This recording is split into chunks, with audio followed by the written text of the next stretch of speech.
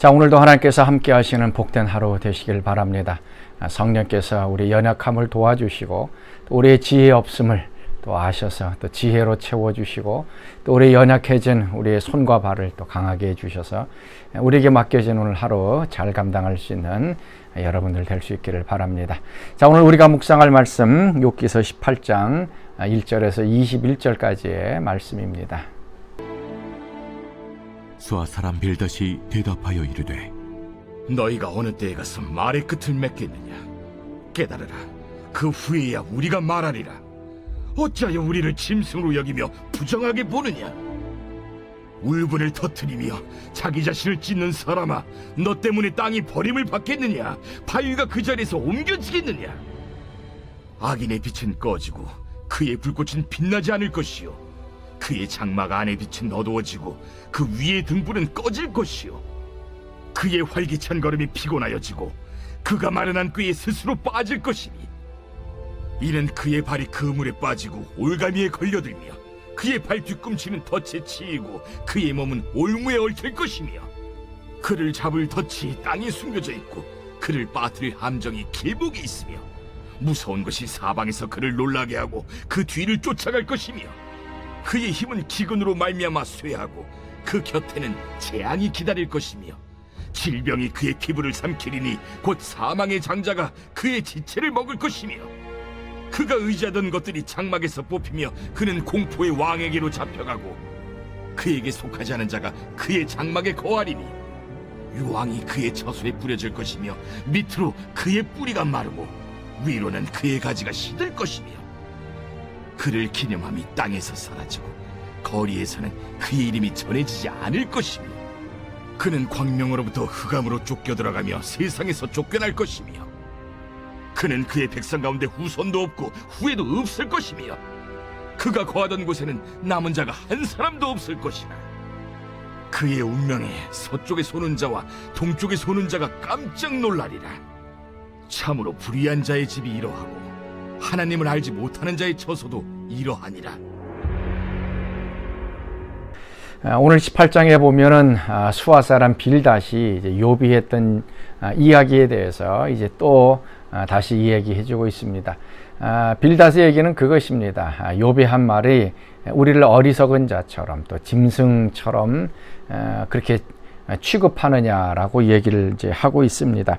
그러면서 이제 4절 말씀에 아주 중요한 얘기를 합니다.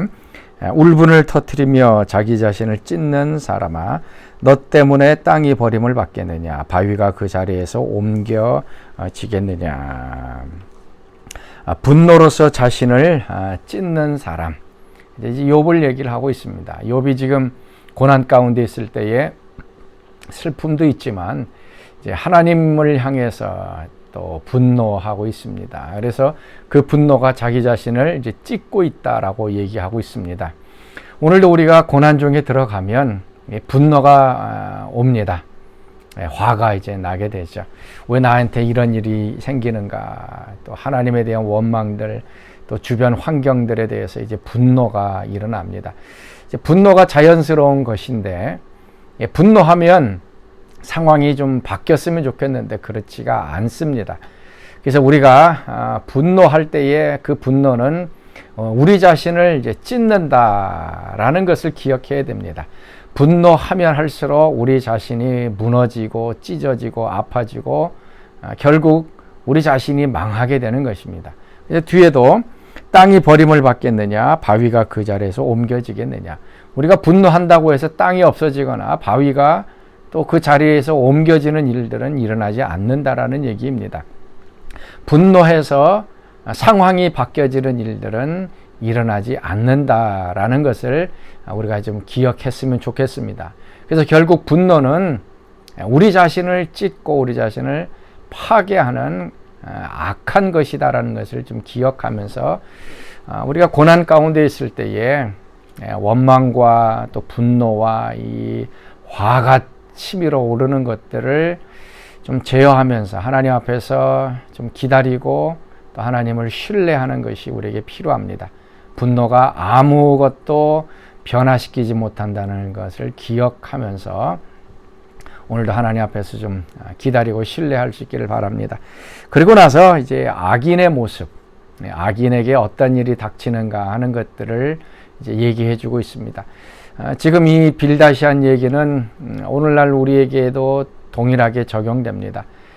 죄를 짓고 하나님 말씀을 어기고 또 다른 사람들 향하여 악을 행하는 이 악인들에게 어떤 일이 벌어지는가, 우리 종목종목 한번 살펴보면서 악인이 당하는 이러한 결말들이 뭔가 한번 좀 살펴봤으면 좋겠습니다. 먼저 5절 말씀, 악인의 빛은 꺼지고 그의 불꽃은 빛나지 않을 것이다. 악인의 빛은 꺼진다. 악인의 삶에는 빛이 하나도 없고 어둡습니다. 그의 앞길도 어둡고 그의 눈도 어두워지고 그의 삶은 어둠 속에서의 삶이 되어집니다. 그래서 그의 삶이 어둡기 때문에 항상 가는 길마다 길을 잃게 되고 넘어지게 되고 웅덩이에 빠지게 되고, 또 항상 어두운 삶이 있기 때문에 또 그 삶에서 이제 절망을 하게 되어집니다. 그리고 나서 7절에도 그가 마련한 꾀에 스스로 빠질 것이다.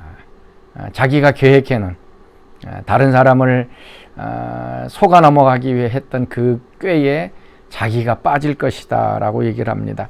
그러면서 8절에서 10절 말씀 6개의 동일한 말이 지금 사용되고 있습니다. 이는 그의 발이 그물에 빠지고 올가미에 걸려들며 그의 발 뒤꿈치에 덫에 치이고 그의 몸은 올무에 얽힐 것이며 그를 잡을 덫이 땅에 숨겨져 있고 그를 빠뜨릴 함정이 길목에 있다. 악인들의 삶에는 이 덫, 함정이 있다는 얘기입니다. 그래서 6번에 걸쳐서 동일한 단어입니다. 그물, 또 올가미, 덫, 올무, 덫, 이 함정. 그러니까 자기가 파놓고 다른 사람이 들어가야 할 그곳에 도리어 악인들이 빠지는 일들이 일어나게 되어집니다. 참 이게 어리석은 일이죠. 그리고 나서 이제 11절 말씀 보면 공포가 찾아옵니다. 무서운 것이 사방에서 그를 놀라게 하고 그 뒤를 쫓아갈 것이라. 악인에게 있어서는 공포가 따라옵니다. 하나님의 심판이 있을 뿐만 아니라 그의 주변에 그를 놀라게 하는 일들이 이제 가득 차게 됩니다. 그리고 12절 말씀에도 기근, 재한, 질병이 또 그들에게 찾아올 것이고, 그 다음에 14절 말씀에 자신의 것들을 잃어버리게 됩니다.